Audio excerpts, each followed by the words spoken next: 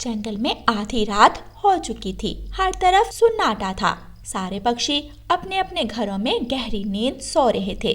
उस जंगल में एक चुड़ैल उड़ती उड़ती आ जाती है। यहाँ तो इतने सारे पक्षियों के घोंसले हैं, कुछ दिन यहाँ ही रुक जाती हूँ, आराम से इन पक्षियों के अंडे खाऊंगी। वो चुड़ैल एक पेड़ पर रुकती है, एक मंत्र पढ़ती है और उस पेड़ की डाल पर एक घर बन जाता है। फिर वो चुड़ैल एक और मंत्र पढ़ती है और खुद को एक बड़ी सी चील में बदल लेती है। फिर वो पक्षियों के घोंसलों की तरफ जाती है। वो चील मैना के घर के बाहर रुकती है और खिड़की से अंदर देखती है। अंदर मैना गहरी नींद सोई हुई थी।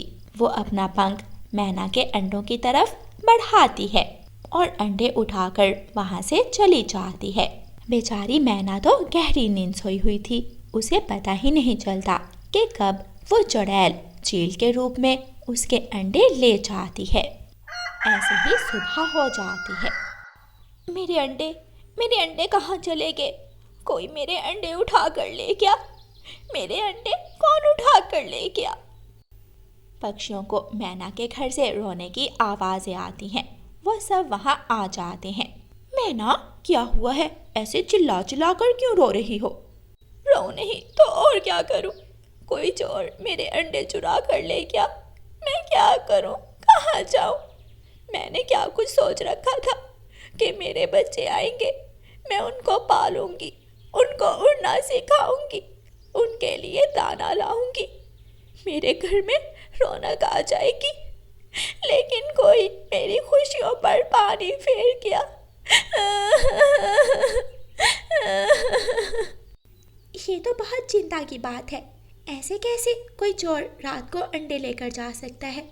कहीं कोई शिकारी पक्षी तो हमारे जंगल में नहीं आ गया? अगर कोई शिकारी पक्षी आ गया है तो हम सबको भी अपने अपने अंडों की रक्षा करनी चाहिए। मैं तो अब रात को नहीं सोऊंगी। कितना सुकून था हमें, और अब अचानक से इतनी बड़ी परेशानी आ गई है। अब तो रात को आराम से सो भी नहीं सकते हम बेचारे पक्षी। इसी तरह फिर से रात हो जाती है। आज तो पक्षी अपने अपने घरों में चौकन्ने बैठे थे। बुलबुल ने तो अपने अंडों को अपने परों में छुपा लिया था। रात को फिर से चुड़ैल एक जालिम चील में बदल जाती है और बाकी पक्षियों के घरों की तरफ उड़ती है। बुलबुल का घर पास था। उसे बुलबुल के घर से अंडों की खुशबू आती है। वो वहां जाती है। वो फिर से खिड़की के रास्ते अंदर देखती है। ये मोटी बुलबुल तो अभी तक नहीं सोई। इसके अंडे तो बड़े बड़े हैं, खाने में बहुत मजा आएगा। चुड़ैल खिड़की से बुलबुल को आवाज देती है। बुलबुल बुलबुल, ये अंडे मुझे दे दो, मैं भूखी हूँ। गंदी दुष्ट चील, तो तुम सबके अंडे चुराती हो। मैं अभी जाकर सबको बताती हूँ। तुम्हें तो हम अब छोड़ेंगे नहीं। लेकिन बुलबुल जैसे ही शोर मचाने लगती है, चुड़ैल एक मंत्र पढ़ती है और वो बुलबुल उस चुड़ैल के वश में आ जाती है। मालकिन चील, मालकिन, आपको क्या चाहिए? मैं सब ला कर दूंगी आपको। वो अपने अंडे दो मुझे। मुझे तो वो अंडे खाने हैं। जो आदेश मालकिन। ये लें, मेरे ये 3 अंडे आप खा लें। बुलबुल अपने अंडे चुड़ैल को दे देती है और चुड़ैल वो अंडे लेकर चली जाती है। जब सुबह होती है तो चुड़ैल का जादू टूट जाता है और बुलबुल होश में आ जाती है। बुलबुल जैसे ही होश में आती है तो अपने अंडों को पास ना देखकर फूट फूट कर रोना शुरू कर देती है। मैंने तो अपने अंडों की रात इतनी रक्षा की, फिर मेरे अंडे कौन चुरा कर ले गया? कौन कमबख्त एक माँ से उसके अंडे ले गया? फिर से पक्षी बुलबुल के घर से रोने की आवाज़ सुनकर वहां आते हैं। बुलबुल बहन, आप तो सारी रात जागती रही, फिर अंडे कैसे चोरी हो गए?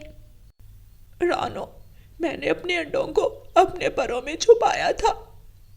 फिर आधी रात को जो कुछ भी हुआ, मुझे कुछ भी याद नहीं आ रहा। बहुत परेशानी की बात है। कल मैना के, आज आपके अंडे चोरी हो गए। अब तो ये जंगल रहने के काबिल नहीं रहा। कोई ना कोई ऐसा शिकारी पक्षी है जो रात को किसी ना किसी घर में जाकर अंडे चोरी करता है। अब तो इस शिकारी पक्षी को पकड़ना ही पड़ेगा। ऐसा कहते हुए रानो चिड़िया बुलबुल के घर से निकलती है। वो आसपास के पेड़ों पर जाती है। उड़ते उड़ते रानो चिड़िया थोड़ा दूर जाती है तो उसे एक पेड़ की डाल पर एक अनजान पक्षी का घर दिख जाता है। ये घर तो मैंने पहले यहाँ कभी नहीं देखा। यहाँ कौन रहता है? चिड़िया उस घर के पास जाती है। वो दरवाजे को थोड़ा सा धक्का लगाती है। दरवाजा खुल जाता है। रानो चिड़िया उस घर के अंदर जाती है। अंदर हर तरफ अंडे के छिलके और सूखी हड्डियां पड़ी थी।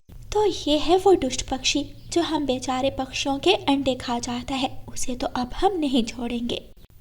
रानो चिड़िया उस घर से बाहर निकलती है और पास वाले पेड़ में जाकर छुप जाती है।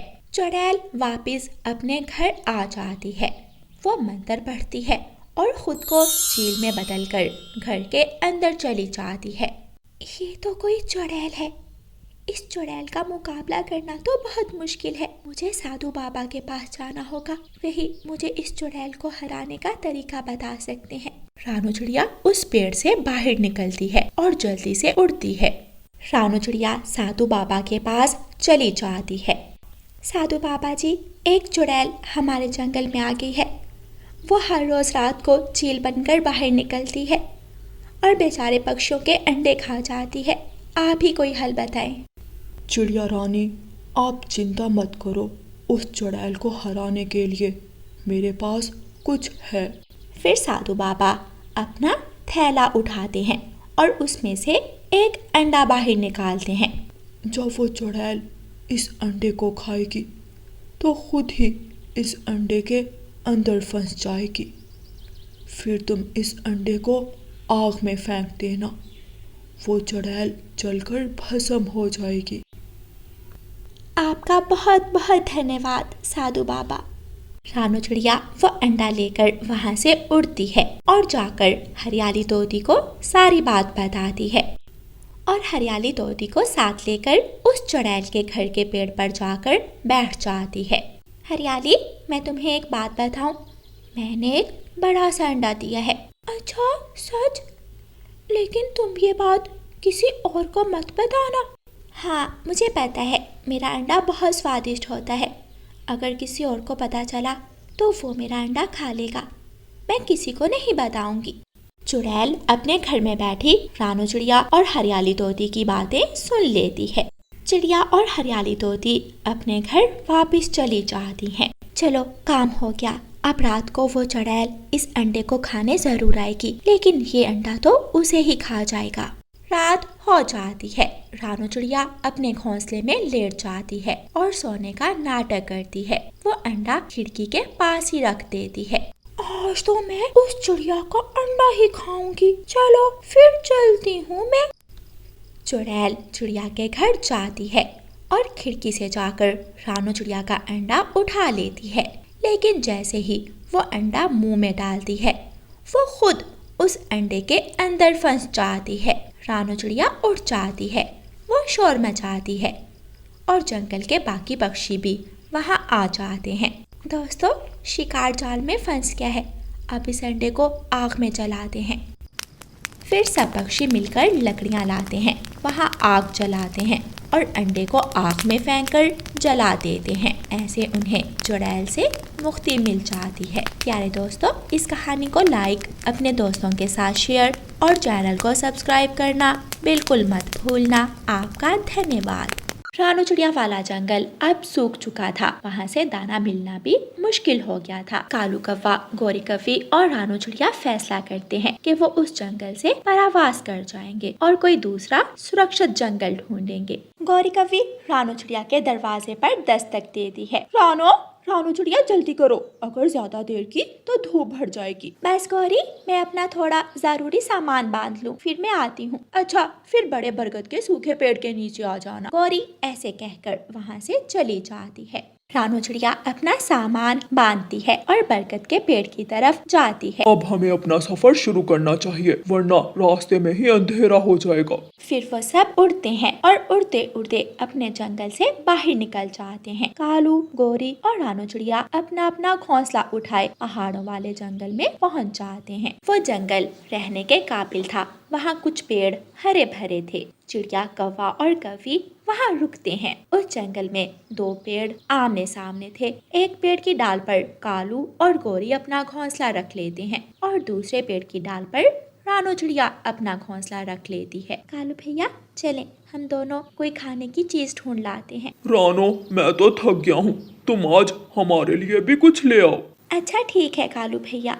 रानू चिड़िया दाना ढूंढने जाती है। उसे एक पेड़ के पास कुछ मकई के दाने मिल जाते हैं। रानू चिड़िया उन मकई के दानों को उठा लाती है। रानू चिड़िया आधे दाने गोरी और कालू को देती है और आधे दाने अपने घोंसले में ले जाती है। कौवा और कौवी जिस पेड़ पर रहते थे उस पेड़ के पास ही एक छोटा सा पौधा था जो हरा भरा था और एक छोटा सा पौधा रानू चिड़िया के पेड़ के साथ भी था जो सूखा हुआ था। रानो, क्यों ना हम अपने अपने पेड़ों के साथ वाले छोटे पौधों को उगाएं। देखते हैं कि इनसे कौन सा फलों वाला पेड़ बाहर निकलेगा। हाँ गोरी बहन, मैं भी यही सोच रही हूँ, लेकिन मेरे पेड़ के साथ वाला पौधा तो सूखा हुआ है। लेकिन तुम देखना, जब मैं इसकी रक्षा करूँगी तो ये एक मीठे फल देने वाला पेड़ बन जाएगा। ठीक है, तुम अपने पौधे की रक्षा करो और हम अपने पौधे की करते हैं। और जो भी आखिर में फल देगा हम वो आधा आधा कर लेंगे। नहीं जी, जो तुम्हारे पेड़ पर लगेगा वो ही तुम्हारा होगा और जो हमारे पेड़ पर लगेगा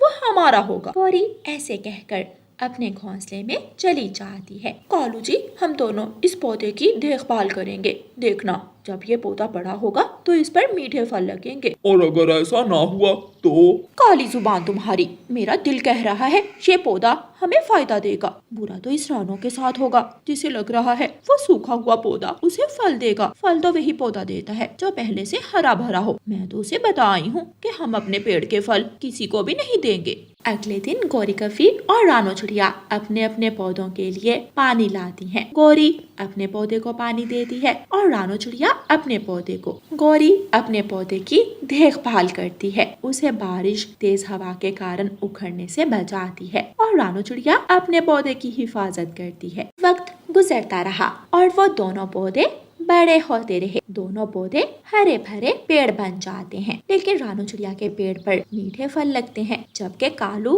और गोरी का पेड़ नीम का पेड़ था और उस पर नीम के कड़वे फल लगते हैं। मेरा सुंदर पेड़, मुझे पता था कि तुम मुझे मीठे फल दोगे। मुझे पता था कि मेरा सूखा पौधा बड़ा होकर मुझे फायदा देगा। कालू जी, ये क्या हुआ? हमने तो सोचा था कि हमारा पौधा बड़ा होगा, मीठे फल देगा, लेकिन ये तो नीम का पेड़ बन गया है। ये तो एकदम बेकार पेड़ है, ये तो हमारे किसी काम का नहीं है। वो देखो, रानू चिड़िया के पेड़ पर कितने मीठे और रसीले फल लगे हुए हैं। जाओ, उसे जाकर 2-3 फल मांग लाओ। मैंने ही उसे कहा था कि जो तुम्हारे पेड़ पर लगेगा वो तुम्हारा होगा और जो हमारे पेड़ पर लगेगा वो हमारा होगा। अब मैं किस मुंह से जाऊं? तुम जाओ रानू के पास, वो हमें मीठे फल खाने को जरूर देगी। गोरी, कौवी रानू चिड़िया के घोंसले में जाती है। रानो, तुम्हारी किस्मत तो बहुत अच्छी है, सूखा सा पौधा मीठे फलों वाला पेड़ बन गया। अगर सूखे पौधे का भी अच्छे से ख्याल रखो तो वो फायदा जरूर देता है। रानो बहन, हमें भी कुछ फल खाने को दे दो।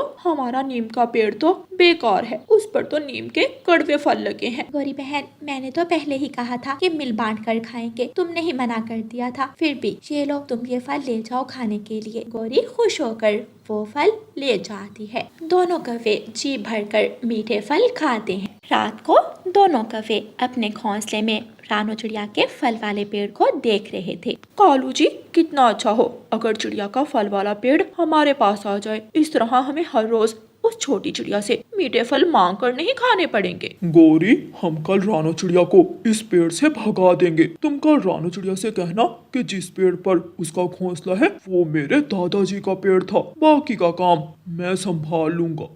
सुबह हो जाती है। गोरी, कौवी रानू चिड़िया के घोंसले में जाती है। चिड़िया चिड़िया, तुम्हें एक बात बताना तो हम भूल गए थे। कौन सी बात गोरी बहन? देखो, जिस पेड़ पर तुम्हारा घोंसला है वो पेड़ तो कालू के दादाजी का था। हमें तो रात को ये बात याद आई, हमने गलती से दूसरे पेड़ पर अपना घोंसला रख दिया। अब तुम दूसरे पेड़ पर चली जाओ और हमें इस पेड़ पर आने दो। मुझे पागल मत बनाओ, ये सब तुम इसलिए कह रही हो कि मेरे पेड़ से मीठे फल खा सको। मैं तो नहीं जाऊंगी। कालू कौवा रानो चिड़िया के पेड़ के नीचे छुप गया था।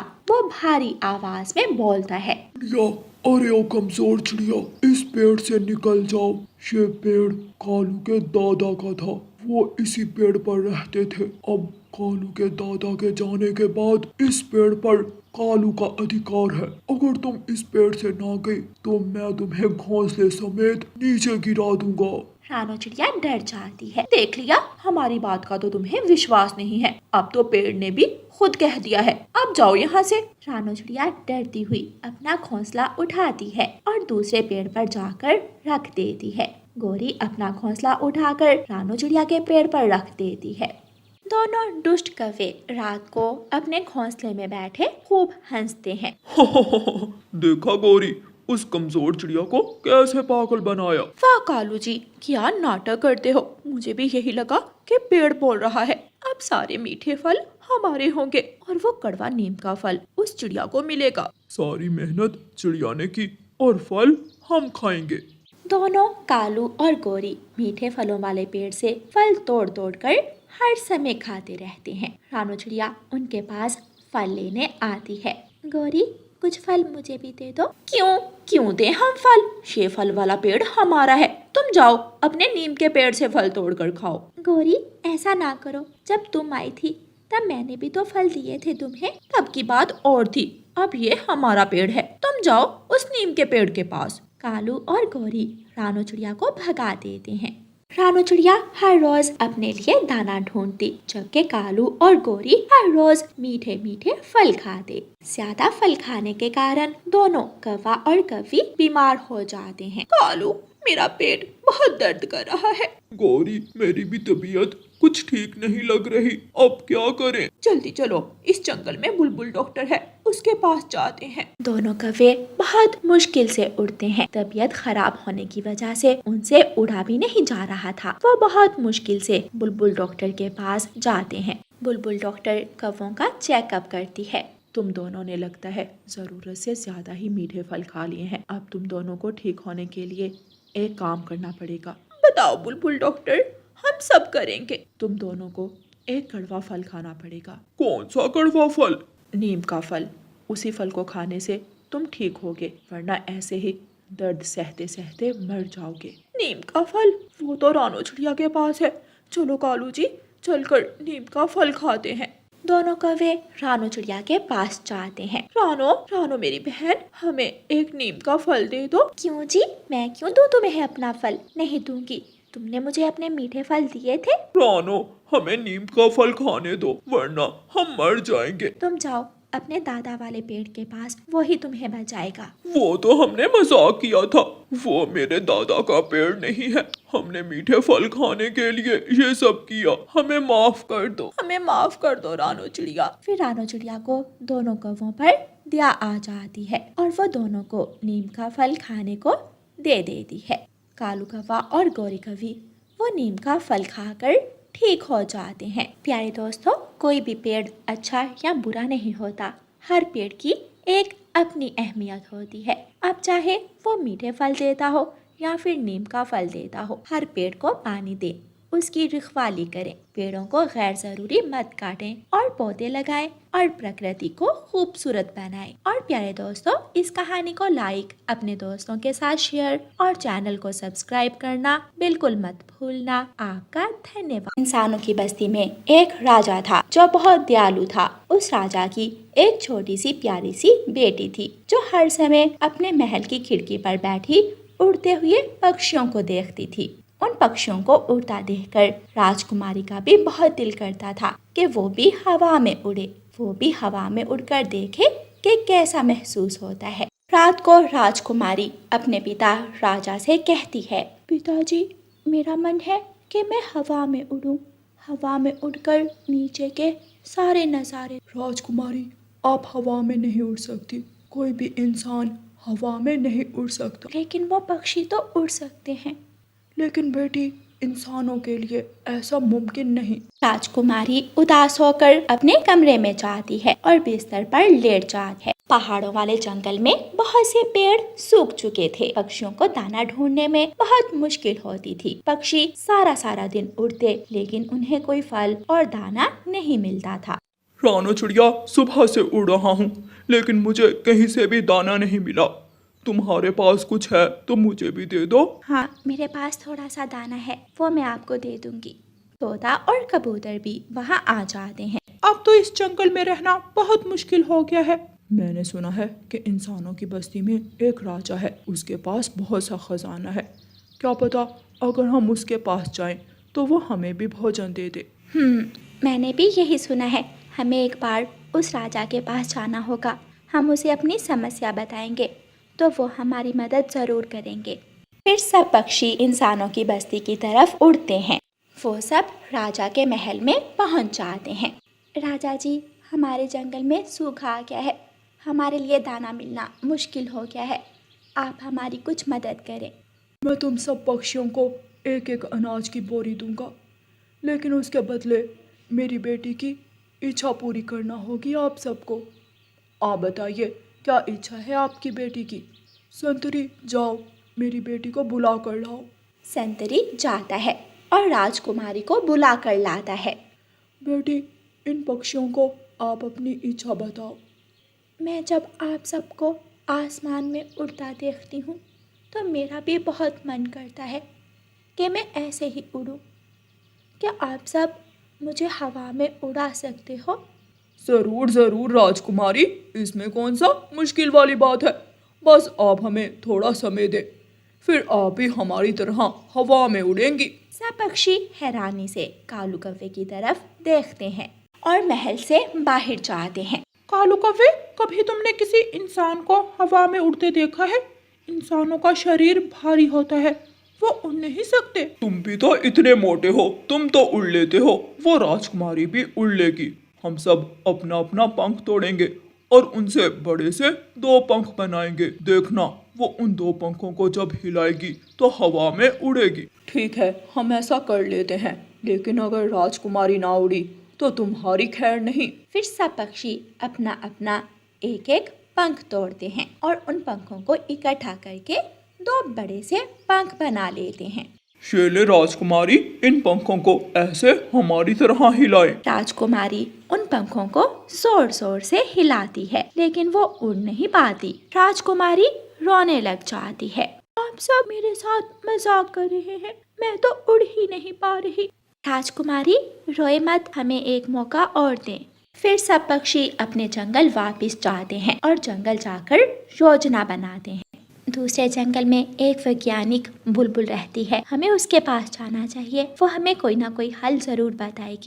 हाँ, वो काफी आविष्कार करती है, वो हमें इस मसले का कोई ना कोई हल जरूर बताएगी। वो सब दोस्त उड़ते हैं और वैज्ञानिक बुलबुल के पास जाते हैं। वैज्ञानिक बुलबुल इंसानों की बस्ती में एक राजकुमारी है जो उड़ना चाहती है, लेकिन हमें समझ नहीं आ रही कि उसे कैसे उड़ाएं। क्या आप हमें कोई तरीका बताएंगी? तुम सब एक उड़न खटोला बनाओ, जब वो उसमें बैठेगी तो वो उड़न खटोले के साथ साथ उड़ेगी। वैज्ञानिक बुलबुल, आप हमें बता दें कि उड़न खटोला को बनाने के लिए हमें किन चीजों की जरूरत है। आप जाएं और जंगल से लकड़ियां, एक बड़ा सा कपड़ा और एक रस्सी ले आएं।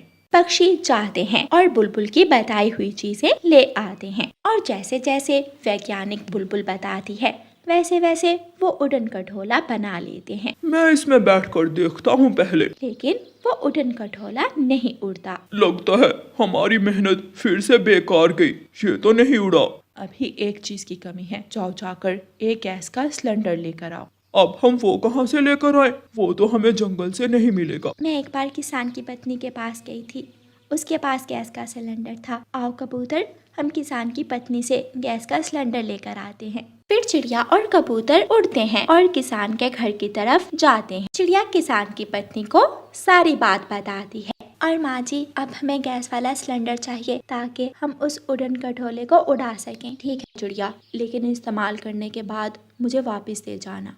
फिर चिड़िया और कबूतर गैस का सिलेंडर लेकर जंगल जाते हैं। बुलबुल गैस का सिलेंडर उड़न खटोले के दरमियान में लगाती है और उड़न खटोला उड़ने लग जाता है। सब पक्षी बहुत खुश होते हैं। फिर सब पक्षी उड़न खटोले में बैठते हैं और इंसानों की बस्ती में राजा के महल की तरफ जाते हैं। राजकुमारी, अब आप भी हमारी तरह हवा में उड़ेंगी। आपको बस इस उड़न खटोले में बैठना है। राजकुमारी उड़न खटोले में बैठती है और उड़न खटोला ऊपर उड़ने लगता है। राजकुमारी उड़न खटोले में बैठी उड़ रही थी। सब पक्षी भी राजकुमारी के साथ साथ उड़ रहे थे। राजकुमारी बहुत खुश थी। उसकी सबसे बड़ी इच्छा पूरी हो गई थी। वो उड़न खटोले में बहुत देर तक उड़ती है और बहुत सारी जगहों को देखती है और फिर सब पक्षी उड़न खटोले की रस्सी पकड़कर उसे नीचे ले आते हैं। पिताजी, आज मैं बहुत खुश हूँ। आप सब पक्षियों का बहुत शुक्रिया मुझे हवा में उड़ाने के लिए। मैंने अपनी बेटी को पहली बार इतना खुश देखा है। मैं आप सबको 2-2 अनाज की बोरियां दूंगा। सब पक्षी खुश हो जाते हैं और राजा से अपना इनाम लेकर अपने जंगल वापस चले जाते हैं। यारे दोस्तों, इस कहानी को लाइक, अपने दोस्तों के साथ शेयर और चैनल को सब्सक्राइब करना बिल्कुल मत भूलना। आपका धन्यवाद।